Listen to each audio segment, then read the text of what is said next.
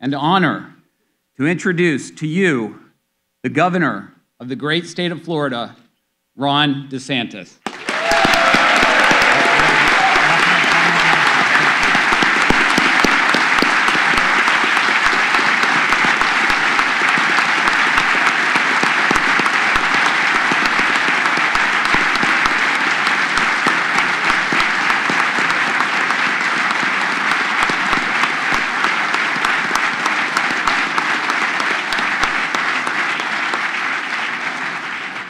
Mr. President, Mr. Speaker, members of the House and Senate, fellow cabinet members, and justices of the Supreme Court.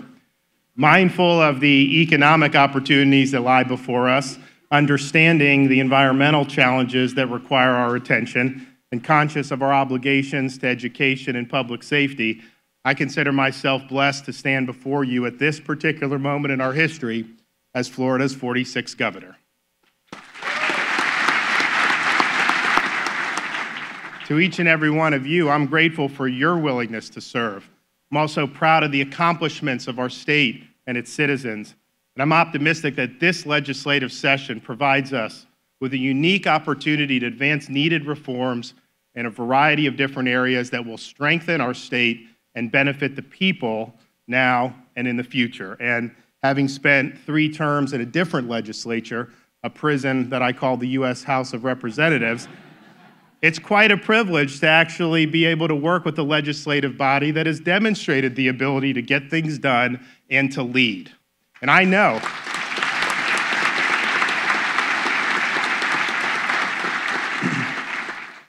because I've already seen it firsthand. 2 years ago, the legislature here unanimously passed a resolution acknowledging and apologizing for gross injustices perpetrated in the middle of the last century against 4 African-American men, Charles Greenlee, Walter Irvin, Samuel Shepard, and Ernest Thomas, also known as the Groveland Four. The resolution requested that the governor review the cases and issue pardons for these men. Upon taking office, I took action. Joined by our cabinet members, I approved pardons for all 4 men a few days into my term. It is never too late to do the right thing.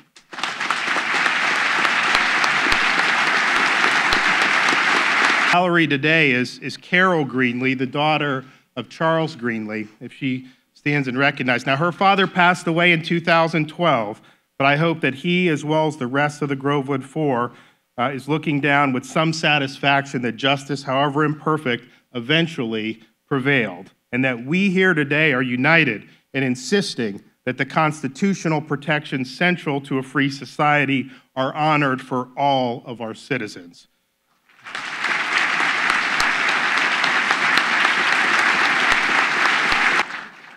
So, members of the House and Senate, I thank you for leading the way on this important issue.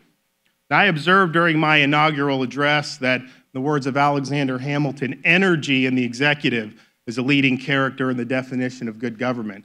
I believe it, and I've worked to exemplify it. In less than 60 days, my administration has taken bold action to address issues that Floridians care about, reorienting our environmental policy around the goal of cleaning up our water, announcing far-reaching education reforms designed to make Florida #1 in skills-based education by the year 2030, securing hundreds of millions of dollars for storm-ravaged parts of Northwest Florida, bringing accountability to entities ranging from the Broward Sheriff's Office to the South Florida Water Management District, and appointing 3 spectacular justices to our state Supreme Court. And this is just the beginning. I'm proud to recognize, as the president did, my wife, Casey. She's been by my side as we've toured the state and has also blazed her own trail on issues like education, disaster relief, and freedom for the people of Venezuela. She's worked so hard, and I think one thing is clear: the state of Florida has a great First Lady.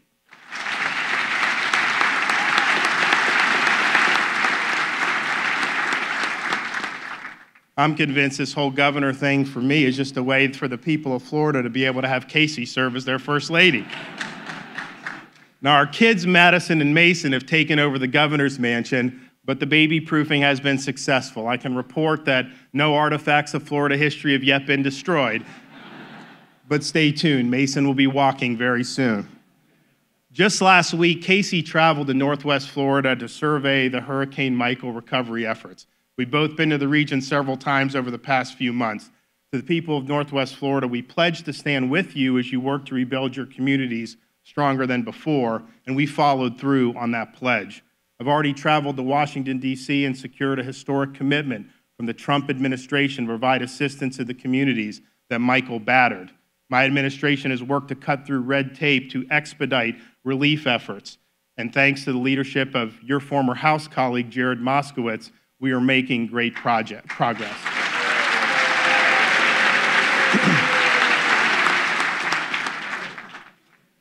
Here with us today is Mayor Al Cathy and Administrator Tanya Castro from the city of Mexico Beach, which was ground zero for Hurricane Michael's wrath. They and many others affected by the storm have displayed remarkable resilience in the face of huge obstacles. They deserve our admiration and our support. These communities will not be rebuilt in days, weeks, or months, but they will be rebuilt. They will be rebuilt because we as Floridians will answer the call, as we always do. God bless the good people of Northwest Florida.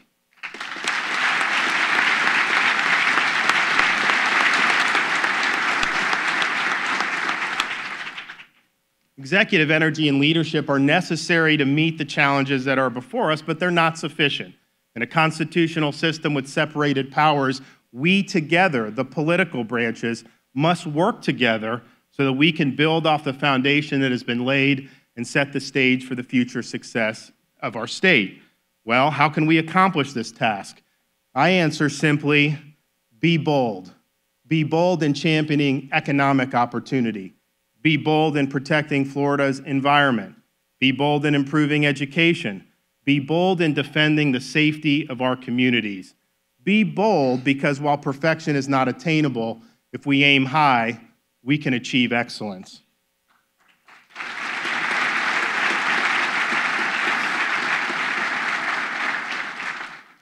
Florida is blessed with some of the nation's finest natural resources. We're the fishing and boating capital of the United States. Our beaches bring millions of tourists to our state each and every year.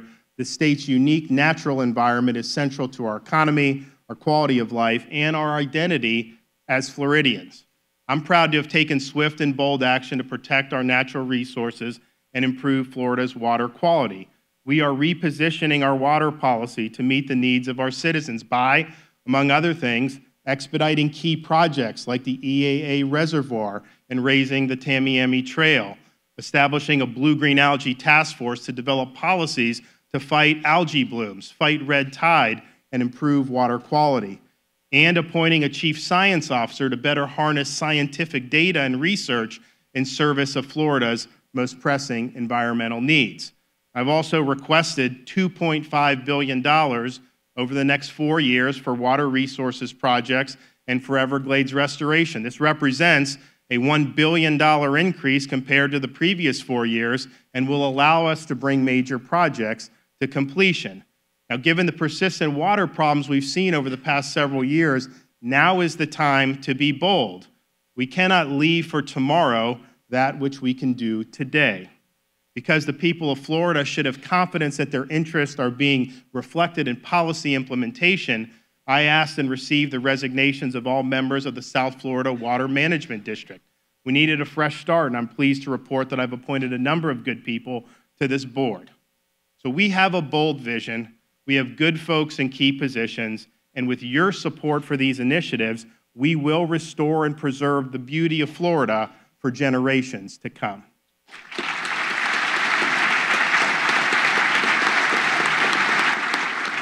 It's often said that states serve as laboratories of democracy, and we are in the midst of a great experiment among states regarding taxation and government spending.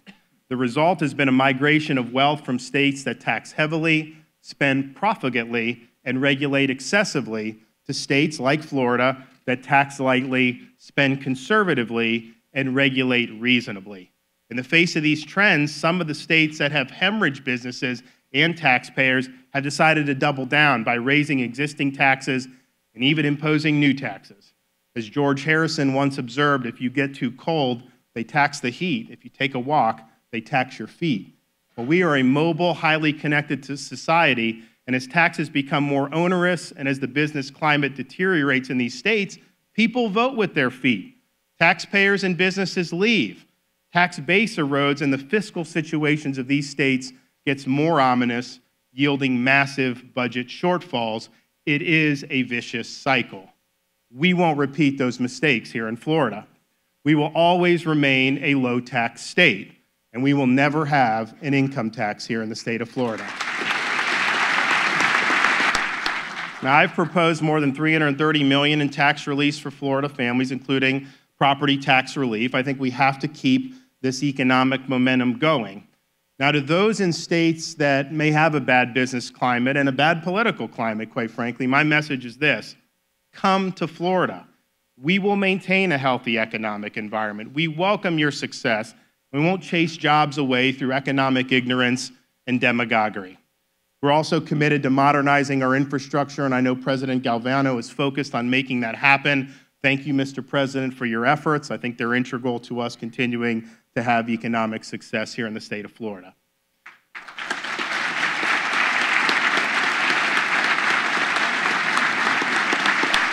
Now, there are areas where Florida can do better. I hope the legislature passes legislation to reform the issue of AOB, which has really degenerated into a racket. And it is clear that we need to reform some of our occupational licensing regime, which borders on the absurd and primarily serves to frustrate opportunities for Floridians. Did you know you can become a sniper in the U.S. Marine Corps by completing training for 79, Semper Fi, by completing training for 79 days, which is roughly 632 hours, yet in Florida, becoming a licensed interior designer requires 1,760 hours. You can earn jump wings by completing Army jump school in 3 weeks, or about 168 hours. Florida law requires 1,200 hours to become licensed as a barber. Now, our DBPR secretary and your former colleague in the House, Halsey Bashir, has identified a number of these requirements that need to be streamlined, rolled back, or eliminated, and I think this project merits your support.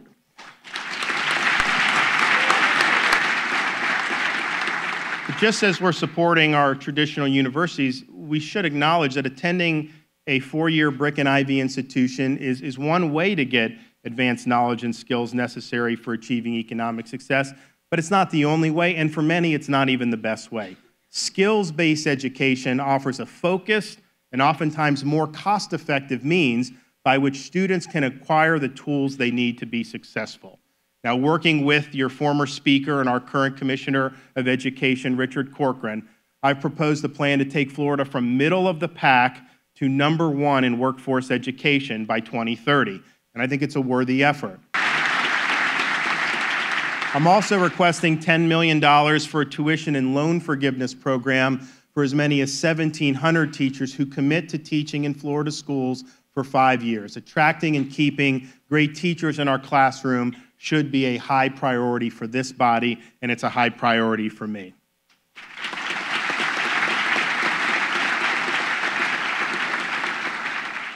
Education opportunities shouldn't be limited by parental income or zip code. One way Florida's expanded opportunity has been through the tax credit scholarship program for students from low-income families. More than 100,000 students, nearly 70% of whom are African American or Hispanic, with an average family income of roughly $26,000 per year, are utilizing the scholarship.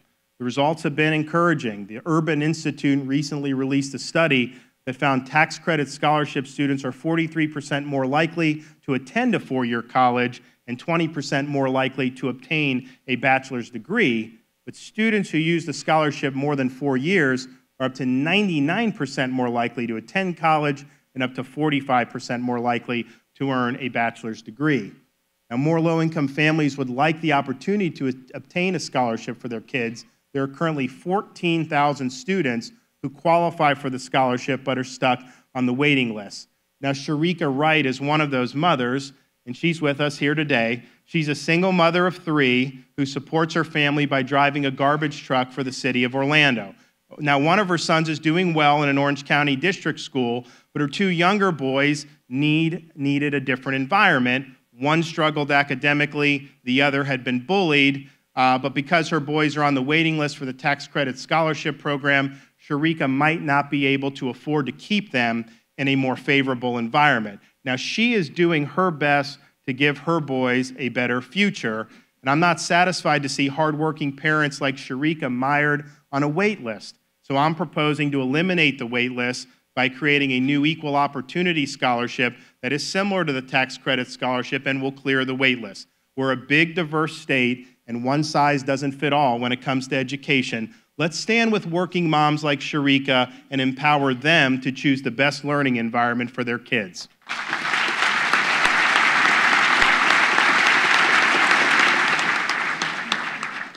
We also need to stand by our students with special needs and their families.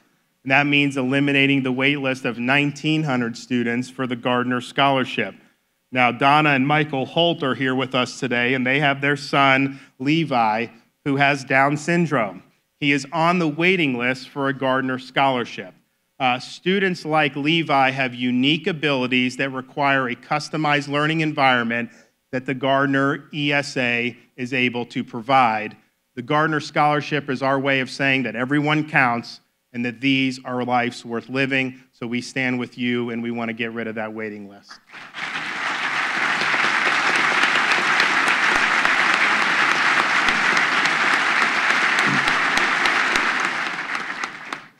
And speaking of everybody counting, I must say I wholeheartedly reject the callous disregard for human life displayed recently by the governors of Virginia and New York. We will not allow such things to happen here in Florida.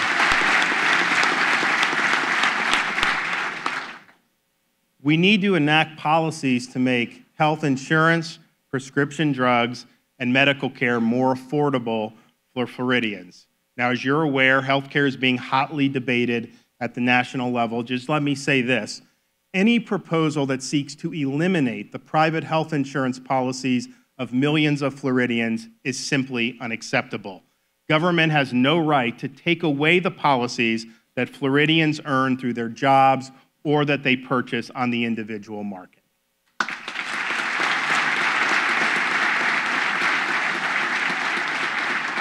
Now, I want Floridians to be able to purchase prescription drugs from Canada at lower prices. There is an avenue under existing federal law to accomplish this.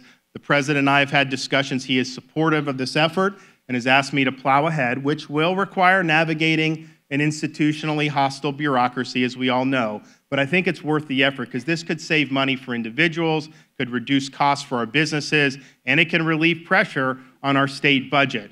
I'm open as well to any ideas that the legislature has to tackle this problem, but one thing is clear.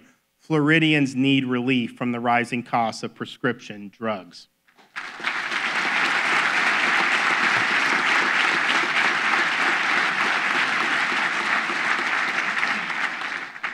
Bringing price transparency to healthcare can also help reduce costs, and I've instructed my Secretary of ACA, Mary Mayhew, to expedite the price transparency database that you and the legislature have recently mandated. Now, to make the tool effective, though, we need legislation to provide for shared savings policies so that if a patient does shop, they actually receive a personal financial benefit when they choose a more cost-effective option.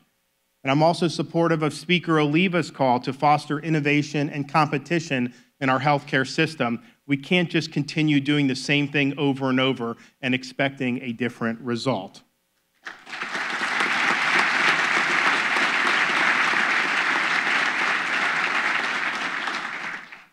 Now, last year at this time, the state was still reeling from the massacre at Marjory Stoneman Douglas High School. Now, out of that tragedy grew the MSD Commission, which earlier this year outlined a series of recommendations to improve security at Florida schools. I support the recommendations, and I ask that you enact them into law. These reforms are a testament to the tenacity, courage, and character of the families of the Parkland victims. The hard work of those like Hunter Pollack, who I believe is here with us today, and many others have already helped save lives and has made our state even stronger. They should be commended for their efforts.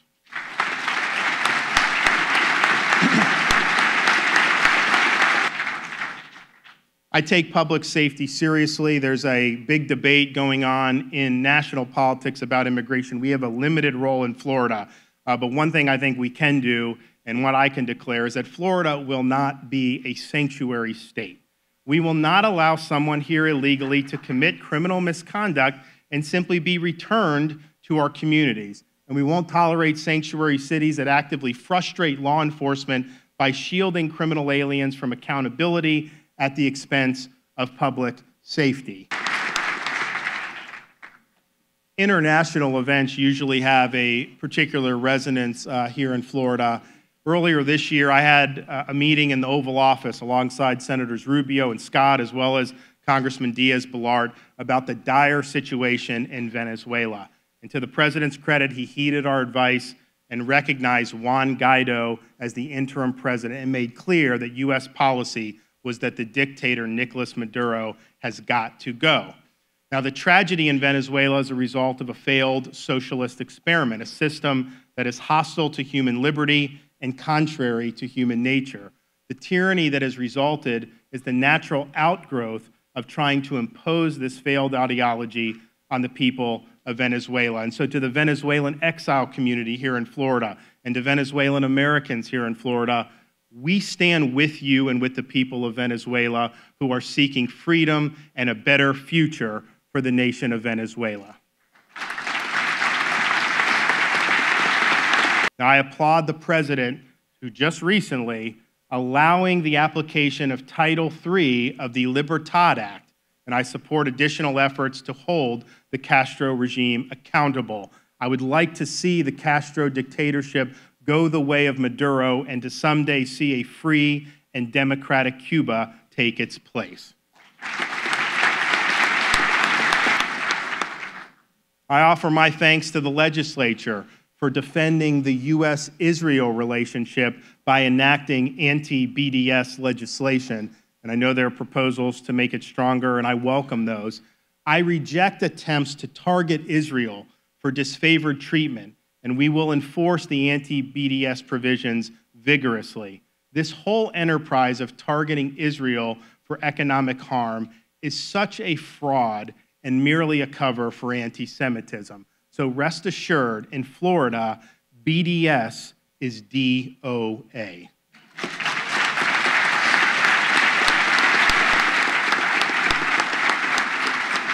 Now, we'll be taking a delegation to Israel in May, and I look forward to furthering the relationship between Florida and Israel on a number of fronts.